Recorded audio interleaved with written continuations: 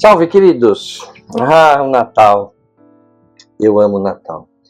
Eu tenho muitas lembranças positivas. Família grande, festas, comida boa, árvore de Natal, presentes, muita alegria. Então, realmente é um período do ano que eu gosto muito. Claro que nem todos têm esse tipo de lembrança. É relativamente comum a gente vê pessoas que se entristecem, né, nessa época do Natal. Mas uma coisa é certa, seja quem gosta ou quem não goste, o período de Natal tem o poder de potencializar os nossos sentimentos. Como assim? É claro que é péssimo perder um ente querido, mas é pior ainda se for próximo ao Natal. Perder alguém, por exemplo, no mês de março, é péssimo, claro, né? Mas próximo ao Natal, a situação fica ainda pior. Né? É como se a gente tivesse um combinado entre nós e a vida, onde está proibido acontecer uma tragédia nesse período. E sempre quando acontece uma situação lamentável como essa, todo mundo fala, nossa, bem perto do Natal, certo? Então, o Natal, mesmo para quem não acredita em Jesus, não é cristão ou é ateu, o período de Natal é um período de muita simbologia, né? Mas o que muitas pessoas não sabem é que Jesus nasceu antes de Cristo, provavelmente entre 4 e 6 antes de Cristo. E isso por quê? Porque a definição da data de nascimento de Jesus, né, comemorada tradicionalmente dia 25 de dezembro, ela está associada a cálculos e decisões feitas por líderes estudiosos cristãos, mas a data não é baseada em evidências bíblicas ou histórias precisas. Né? Então, no vídeo de hoje, eu vou trazer alguns principais, né, conceitos, tá? Vamos falar um pouco do simbolismo do Natal, mas primeiro vamos falar do motivo da escolha do dia 25. Então, a história começou com um tal de Dionísio o Pequeno, né? O nome dele era Dionysius Exiguus. Dionísio, quem que ele era? Era um monge matemático do século VI, né? Que desempenhou um papel importante ao estabelecer o que hoje chamamos de Ano do Senhor, ou em latim Anno Domini, que é o AD, né? Ou para a gente aqui AC. AC e DC, né? Então ele calculou o nascimento de Jesus para criar um sistema de contagem dos anos, né, substituindo o sistema romano baseado na fundação de Roma. Então os anos antes desse período medieval aí, né, desse Dionísio Pequeno, os anos eram contados a partir do dia da fundação de Roma, conhecido como Ab Urbi Condita. Ele cometeu um erro em seus cálculos, né, porque os estudiosos dizem que Jesus provavelmente nasceu entre 6 e 4 a.C., baseado em registros históricos sobre o reinado de Herodes, que era o rei, né? Rei dos judeus, que morreu em 4 a.C. Então, ele não definiu a data exata do nascimento de Jesus, mas seu sistema foi amplamente adotado. Então, a data de 25 de dezembro foi estabelecida por razões teológicas e práticas, mais do que históricas. Né? Então, no calendário litúrgico, no século IV, o imperador Constantino, que nós vamos falar já já, e a igreja cristã oficializaram a data no Ocidente, especialmente em Roma. E nesse período aconteceu o solstício de inverno. Né? Então, muitas culturas no hemisfério norte, né, o solstício de inverno, por volta do dia 21 de dezembro, era comemorado com o período de renascimento da luz. Então, a data de 25 de dezembro se alinhava com os festivais pagãos populares, como o culto ao Sol Invicto, e tinha uma festa no Império Romano que chamava Saturnais Romanas. Né? Então, já tinha nessa época, no fim do ano, 25 de dezembro, essas festas, né, no Império Romano, que se discutia aí se tinha um tal de rei Mitra, que era o deus Sol, né? Então todo mundo já comemorava, já havia troca de presentes na época. Então, quando o Império Romano, por Constantino, decidiu então colocar, né, definir a data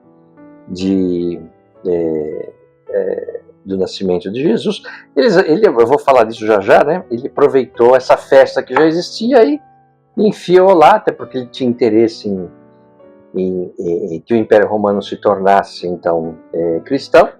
Então ele aproveitou esse momento aí, colocou essa festa. Com o tempo essa festa pagã foi morrendo, né? Teve também um tal de Hipólito de Roma, ele viveu entre 170 e 235 depois de Cristo. Ele foi um dos primeiros teólogos cristãos e foi o primeiro a sugerir que o nascimento de Jesus ocorreu em 25 de dezembro. Ele fez isso com base em cálculos relacionados à morte de Jesus, também, né? Que ele acreditava ter ocorrido em 25 de março, a morte de Jesus. E a ideia de que a concepção de Jesus teria ocorrido na mesma data, assim, 9 meses depois, seria 25 de dezembro.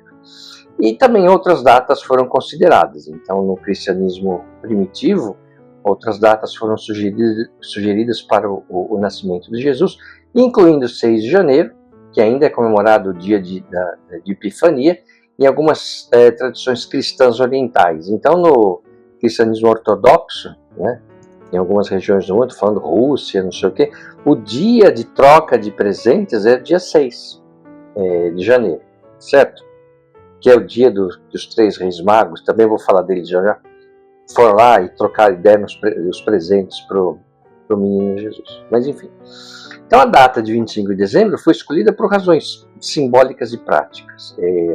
Não porque houvesse consenso histórico sobre o dia exato do nascimento de Jesus. Ninguém foi no cartório, até porque não existia cartório, né? Para procurar, né, a certidão do nascimento de Jesus. Então o trabalho de Dionísio ele foi importante para o sistema de datas, mas a escolha da data específica está mais relacionada à convergência de fatores teológicos, culturais e políticos, né, principalmente políticos, do cristianismo primitivo. Alguns estudiosos bíblicos, baseados no nascimento de João Batista, que era o seu primo, que foi quem batizou Jesus, eu já falei disso aqui em outros vídeos, estimam que Jesus deve ter nascido no fim de outubro, dado que, quando o anjo disse a Maria que ela conceberia Jesus, a mãe de João Batista estava grávida dele há 6 meses. Aí fizeram os cálculos considerando essa informação de João Batista, considerando os registros do rei Herodes e tal, então, cruzando tudo, entre 4 e 6 antes de Cristo e por volta de fim de outubro. O dia é impossível, sabe? Ninguém tem ideia, né? Mas é claro que a data exata não é assim tão importante, né? O que importa é a mensagem do evento. Mas se as pessoas já tinham uma ideia melhor, você pode perguntar, né, sobre a data mais aproximada do nascimento de Jesus, por que não mudar?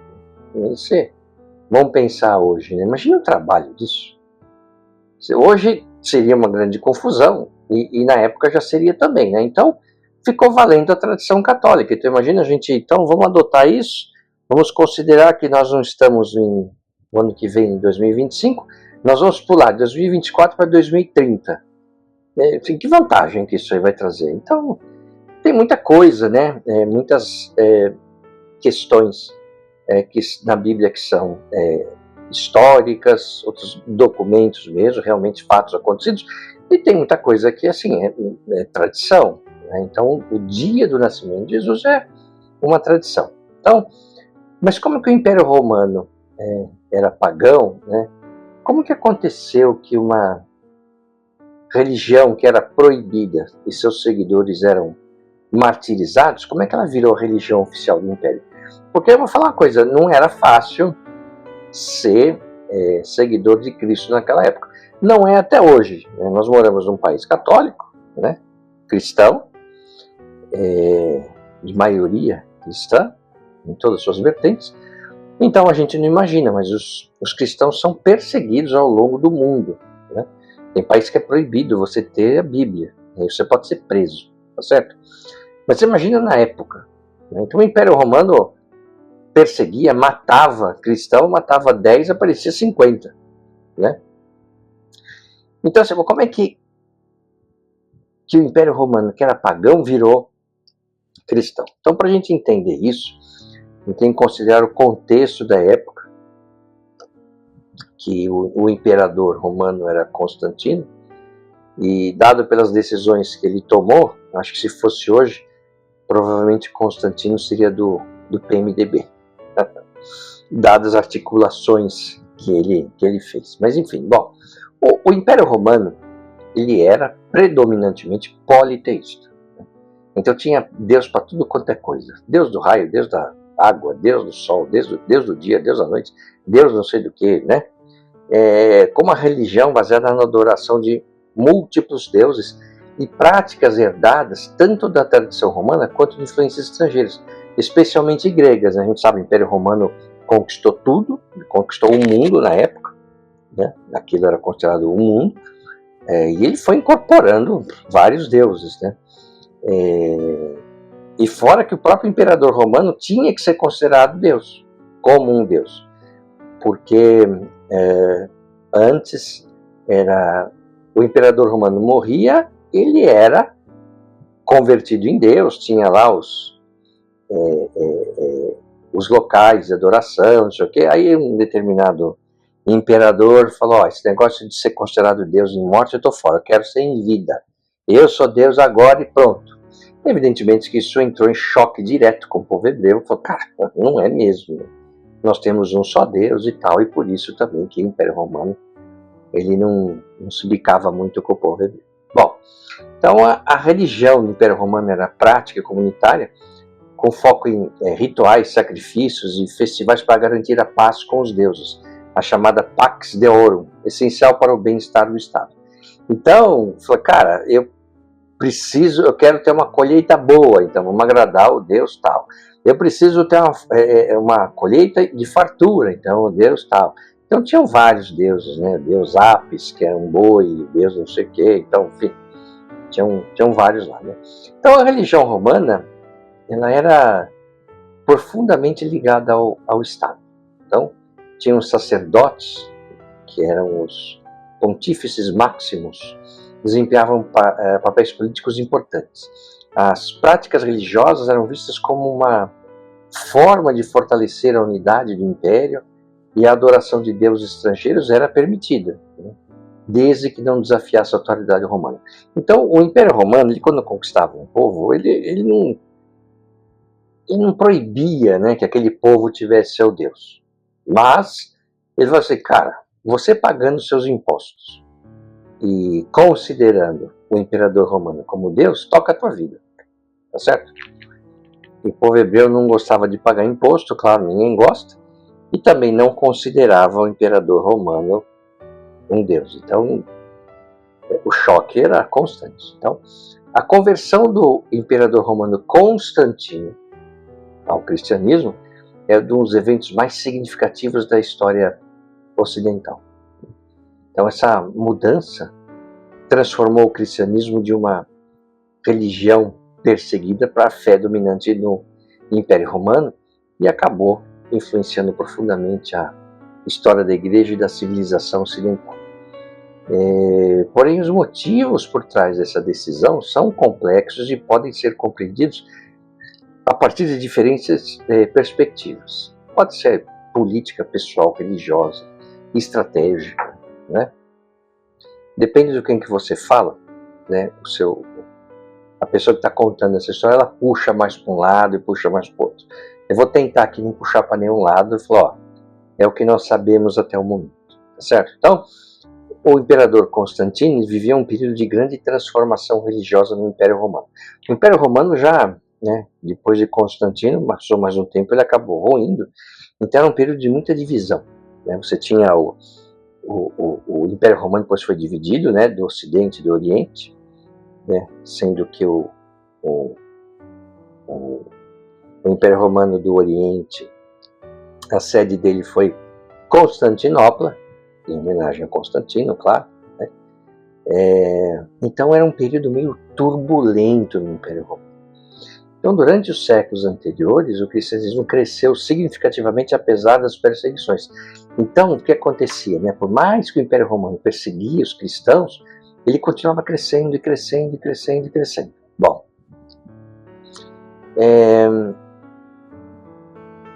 Segundo a tradição cristã, né, Constantino teve uma visão, um sonho, antes da Batalha da Ponte Milvia, no ano 312 depois de Cristo, onde viu um símbolo cristão, o Chi-Rho, as letras gregas.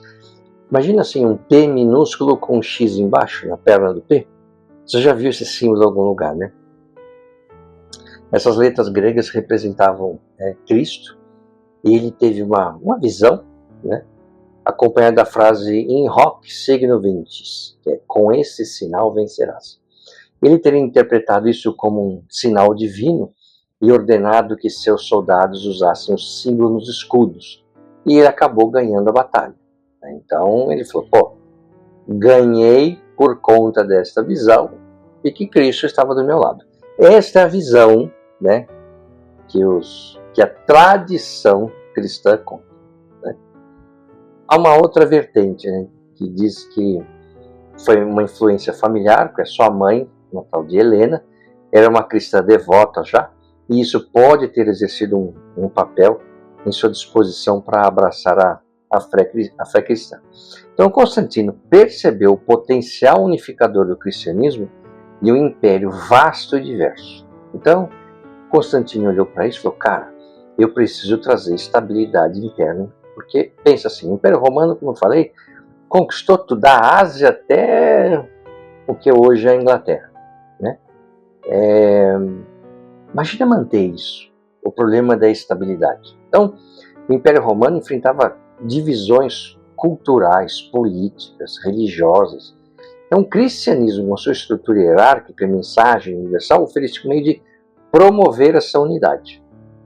E aí Constantino promulgou o chamado o Edito de Milão, em 313 d.C., que estabeleceu a liberdade religiosa no Império e encerrou as perseguições dos cristãos. E isso garantiu o apoio de uma população crescente que já seguia essa fé.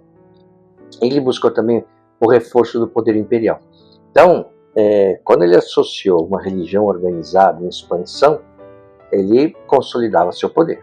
Então, Constantino utilizou o cristianismo para legitimar sua autoridade, apresentando-se como escolhido por Deus para governar. Então, o cara não era trouxa. Né? Então, a conversão de Constantino ao cristianismo foi um marco decisivo na história religiosa e política do mundo. Muito embora suas razões possam ser vistas como uma combinação de crenças pessoais e pragmatismo político, é claro que sua decisão mudou o curso da história. Então, o cristianismo passou de uma religião marginalizada a pilar do Império Romano, moldando não apenas a fé, mas também a cultura, a política e a civilização ocidental por séculos, até os dias de hoje. Né? E o simbolismo do Natal, né, que é uma jornada de significados profundos. O Natal, então, é uma das celebrações mais importantes e amplamente comemoradas no mundo, muito embora a data mais importante do calendário cristão seja a Páscoa. Porque, como eu brinco, né, nascer, qualquer um nasce. Agora, renascer, né, aí já mais complicado. Mas, enfim, o Natal é, sim, uma das datas mais importantes, embora seja um feriado cristão em sua essência, simbolizando, como sabemos, o nascimento de Jesus Cristo, seus significados e tradições transcenderam fronteiras religiosas e culturais. Então, nesse vídeo aqui, nós vamos falar um pouco do simbolismo do Natal, abordando suas origens, elementos centrais e como esses símbolos moldam a experiência humana de esperança, renovação e amor. Então, o Natal ele celebra, como sabemos, o nascimento de Jesus Cristo, considerado pelos cristãos como Filho de Deus e Salvador da humanidade. De acordo com os evangelhos de Mateus e Lucas, Jesus nasceu em Belém, em condições humildes, simbolizando a simplicidade e a esperança. E aquela história que todo mundo sabe, né, que o imperador romano, na época do nascimento de Cristo, ele tinha que fazer, ele mandou fazer um censo, né, a contagem de quantas pessoas tinham no seu reino, para poder fazer melhor a contabilidade do reino, cobrar impostos e tal. E na época, você, para responder ao censo, você tinha que estar na cidade que você nasceu. Então, José, Maria, os pais de Jesus foram para a cidade de origem deles. Chegando lá, estava todo mundo por conta desse censo, não tinha lugar para dormir, que não sei o quê. Casa dos parentes estava cheia, tinha hospedaria, aí colocaram eles lá junto com os animais. Aí Maria, que estava bem grávida, teve Jesus lá e colocaram ele na manjedoura. O que era a manjedoura? Do italiano mangiare, que era um coxo, né, para os animais se alimentarem. Então Jesus nasceu lá, simbolizando as condições humildes, né, do nascimento do Salvador. Essa história é repleta de versões, né? Eu não vou trazer aqui todas elas, senão o vídeo vai se tornar sobre isso, tá certo? Então tem versão para tudo quanto é lado.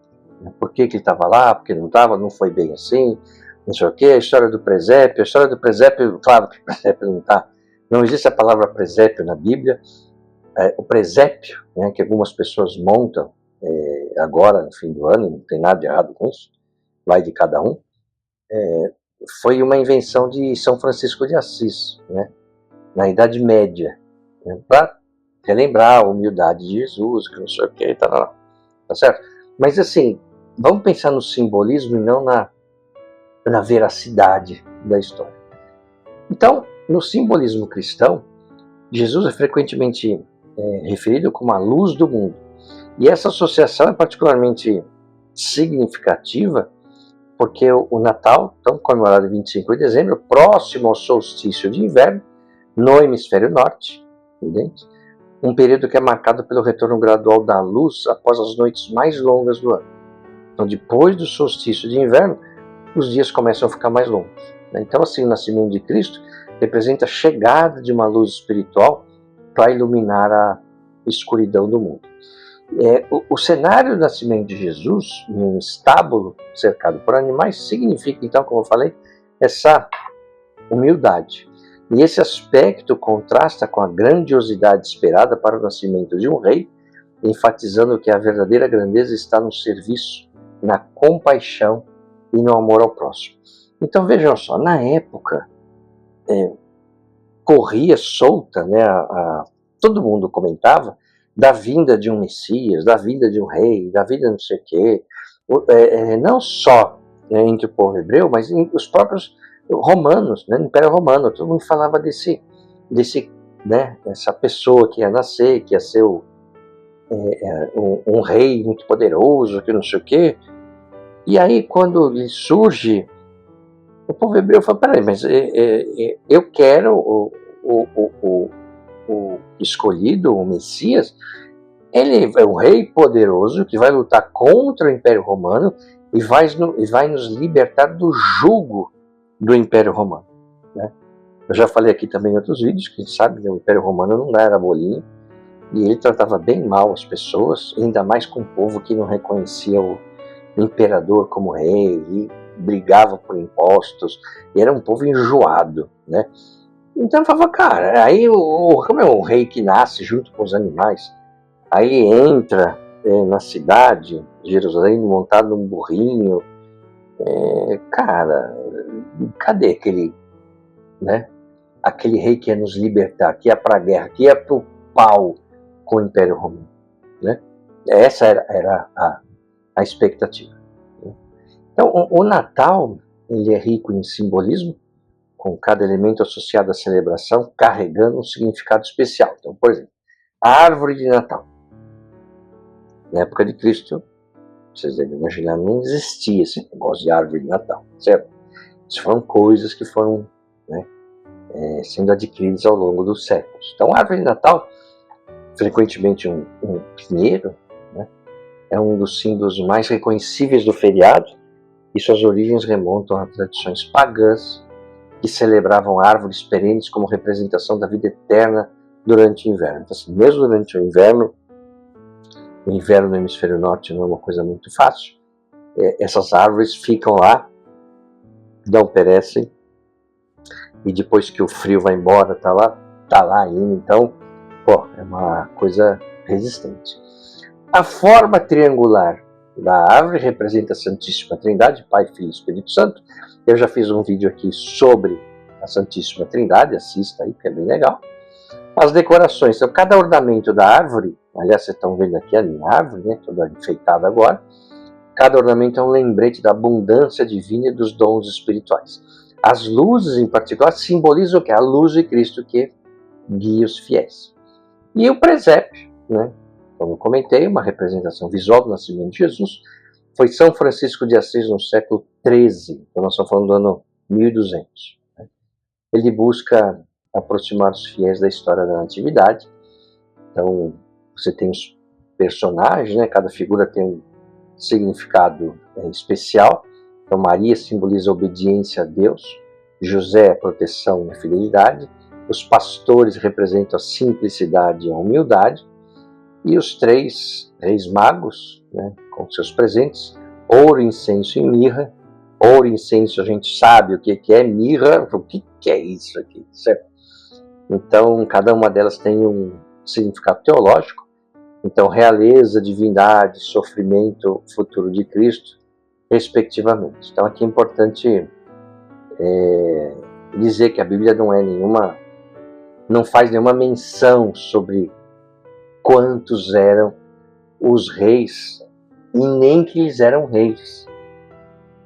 Então, no Evangelho de Mateus, ele fala lá que vieram as pessoas do Oriente, provavelmente da região da Pérsia, que hoje é o Irã, né? E eles eram, na verdade, astrólogos, e na época não tinha diferença entre astronomia e astrologia, por essa história da estrela que eles seguiram, que não sei o quê, e nem que, a Bíblia não fala que eram 3, podia ser 10, podia ser 12, podia ser 20, podia ser 2. Por que 3 então? Por causa dos presentes, ouro, incenso e mirra. E os nomes deles, né? Quem se lembra? Gaspar, Melchior e Baltazar. Esses nomes são nomes medievais. Se você procurar na Bíblia, você pode ler nos 4 evangelhos, não tem esses nomes, né? Então foram nomes dados na época medieval, quando então o cristianismo estava tomando forma, tal, começou. Então não vale nada disso? Não, vale pelo simbolismo, né? Então, por exemplo, cada rei mago é frequentemente associado a diferentes continentes e simboliza a universalidade do reconhecimento de Jesus como Salvador. Então, Gaspar representa a Europa, e traz o presente do ouro, simbolizando a realeza de Jesus. Melchior representa a Ásia, e traz o incenso, que aponta para a divindade de Jesus. E Baltazar representa a África, que traz a mirra, que simboliza o sofrimento e a mortalidade de Cristo. Aí você pergunta, Fábio, que livro da Bíblia que tem isso? Qual capítulo, qual versículo? E eu te falo, nenhum. Isso não está na Bíblia, né? Ainda mais isso representa a Europa, a Ásia, esquece, não tem nem os nomes, nem quantos é, nada, não está. São tradições, né? Que a igreja conta, tal, então, enfim. Então, é isso que eu falo, porque não está na Bíblia, não vale? Não vale.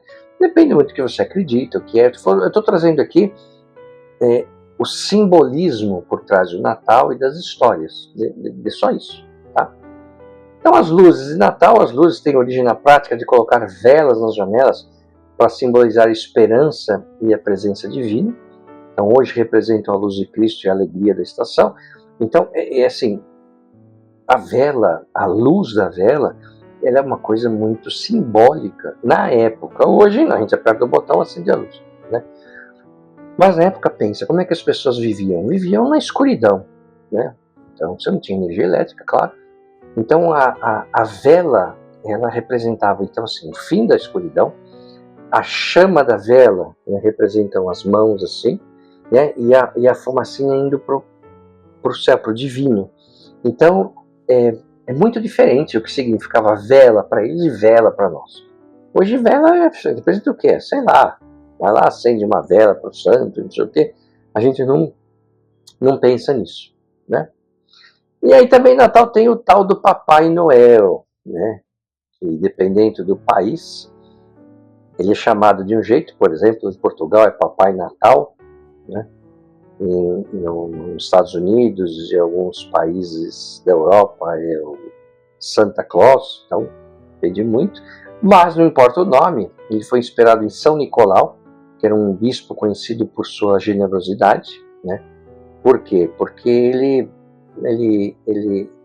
tinha um hábito de dar presentes para viúvas, para crianças desamparadas, tal. Ele escondidinho lá, colocava o presente para a criança ir embora.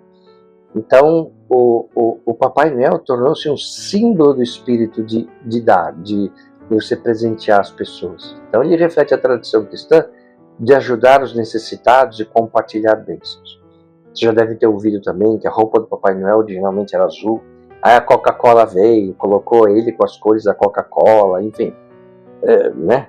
O que não é mentira, né? Coca-Cola também. Né? Porque, veja, uma coisa é uma história que é contada de boca em boca, mas nunca ninguém viu. A outra é alguém mostrar e ver. Então você pega, por exemplo, o Disney, né? Os castelos da Disney, não sei o quê. O Disney não inventou, ele pegou essas histórias que já vinham, né? De histórias contadas para crianças da Europa, folclore e tal. Ele deu forma, tá certo? Por isso, quando a gente fala assim, como é que é uma princesa para você? Invariavelmente as pessoas vão falar, né, uma princesa com a cara de princesa da Disney, porque elas não têm outra referência, tá certo?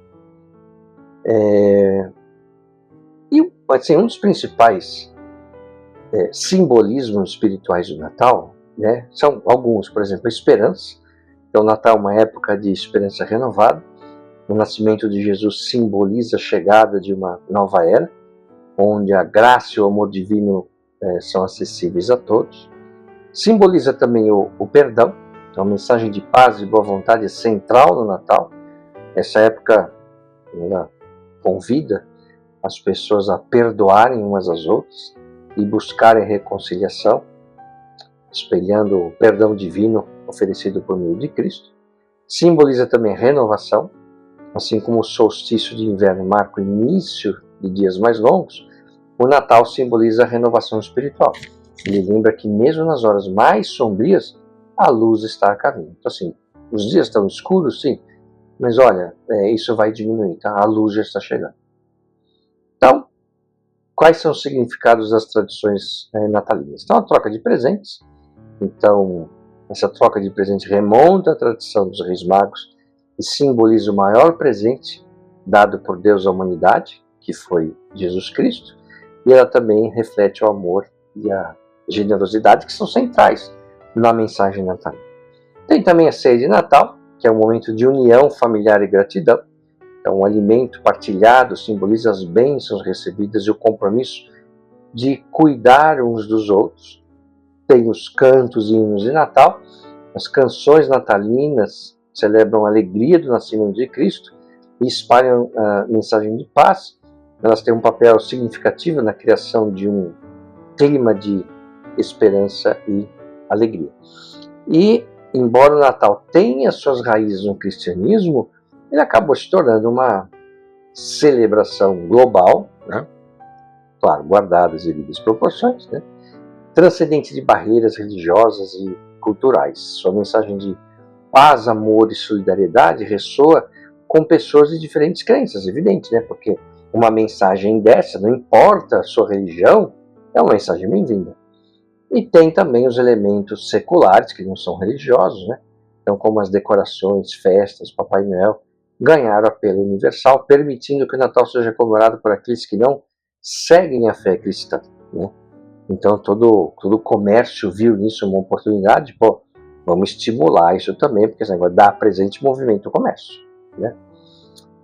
E claro, com um grande impacto cultural, o Natal também influenciou a literatura, música, artes, quantos filmes de Natal, né? Inspirando obras que exploram temas de bondade, redenção e o poder da fé. Então, o Natal é muito mais do que uma data no calendário. Ele é um convite à reflexão sobre o que realmente importa na vida: amor, esperança, solidariedade e reconciliação. Seu simbolismo profundo inspira pessoas ao redor do mundo a buscarem uma conexão mais forte com o divino, com o próximo e consigo mesmo. Então, ao explorar os diversos símbolos do Natal, é possível perceber como essa celebração se torna uma expressão de espiritualidade, cultura e humanidade, atravessando os limites do tempo e do espaço. Então, na próxima quarta-feira, né, que é o dia de Natal, eu darei uma pausa nos vídeos, vou dar uma folga para vocês, né, respeitando o dia de Natal, para que, esperando que tenha fé, que todos aqui compartilhem o simbolismo do Natal com suas famílias e amigos. Mas antes de terminar, eu queria contar uma história que eu ouvi. Tem uma pessoa que eu gosto, né, que vejo os vídeos dele, que é o Rodrigo Silva, que é um arqueólogo e pastor, e ele estava contando, né, sobre uma história que eu não lembro o nome da pessoa que ele falou, mas não importa. A história é o seguinte: tinha uma pessoa que tinha um aquário em casa, um aquário de água salgada, e quem já teve ou tem aquário sabe o trabalho que dá. De água salgada dá muito mais trabalho, mas quem gosta, gosta, né?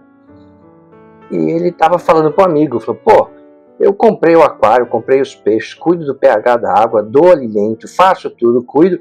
Pô, eu chego perto dos peixes, os peixes fogem de mim. Pô, não, eu cuido deles, não sei o que, os peixes fogem, caramba, né? Ele estava comentando com o amigo, acho que ele tinha expectativa que os peixes seriam um cachorro, né? Você dá um petisco, você faz um carinho, ele vem para perto, os peixes fogem. Aí o amigo dele falou: bom, mas isso é evidente, né? Falei: evidente por quê? Porque você é muito grande para eles, para os peixes. Você é como se fosse um deus que cuida, que dá comida, mas se você chega perto, assusta. Eu falo: cara, mas como é que eu vou convencer os peixes que não precisa disso, não precisa ter medo de mim? Aí o amigo falou assim: só tem um jeito, você se transformar em outro peixe e estar no aquário com eles. Mas nem todos os peixes vão reconhecê-lo como Deus, né? Ou seja, as pessoas querem a salvação, mas não necessariamente o Salvador, né? Então, eu espero que cada vez mais as pessoas nesse período de Natal reflitam sobre essa história e que deixem um pouco de lado essa questão do porque o Natal é comércio, porque o Natal não sei o que, o Natal é secular, é uma festa quase pagã nos dias de hoje. Sim, também, mas não vamos esquecer que se você está sentado com a sua família, com seus amigos, numa ceia de Natal, existe um motivo por trás. Não é à toa, né? Então vamos honrar esse momento tão bonito, né, que nos foi legado, e que a gente consiga passar não apenas as histórias, mas fundamentalmente os motivos pelos quais nós estamos juntos, né, compartilhando a ceia e lembrando daquele que veio nos salvar. Sem medo. Convidem Jesus para estar na mesa com você e sua família. Tenham todos um santo Natal e até o próximo vídeo. O que você acaba de assistir é um resumo, está repleto de simplificações, mas a visão geral é esta mesmo. Agora, se você quiser saber como de fato tudo aconteceu, aí você vai ter que ler a Bíblia.